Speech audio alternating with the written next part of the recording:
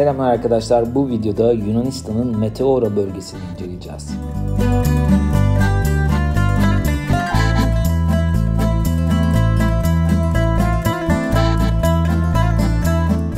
Meteora, Yunanistan'ın kuzeyinde, Selanik'in yaklaşık 300 km kuzeybatısında bulunan bir kaya oluşumudur. Bölgede 6. yüzyıldan kalma Doğu Ortodoks manastırları bulunmaktadır.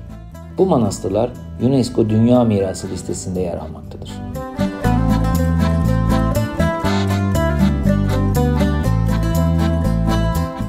Meteora'nın kaya oluşumları milyonlarca yıl önce meydana gelen jeolojik süreçlerin sonucudur.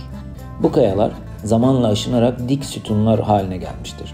Bu sütunlar 300 ila 600 metre yüksekliğe ulaşmaktadır.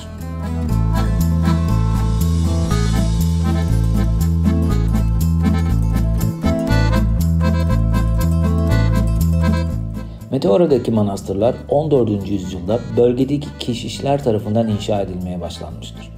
Manastırlar kayaların tepelerine inşa edilmiştir. Bu manastırları bölgedeki akıncılardan korumak için bir strateji olarak düşünülmüştür.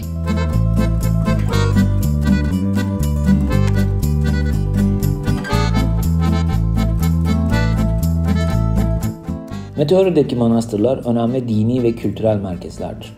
Bu manastırlarda değerli ikonlar, freskler ve diğer dini sanat eserleri bulunmaktadır.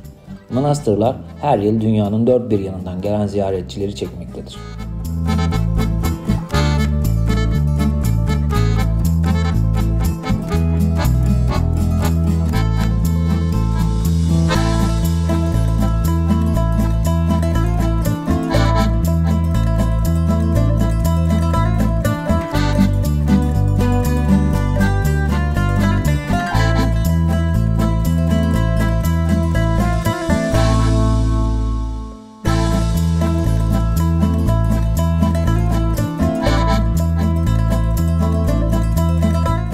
Meteora, doğal güzelliği, tarihi önemi ve dini önemi ile Yunanistan'ın en önemli turistik yerlerinden biridir.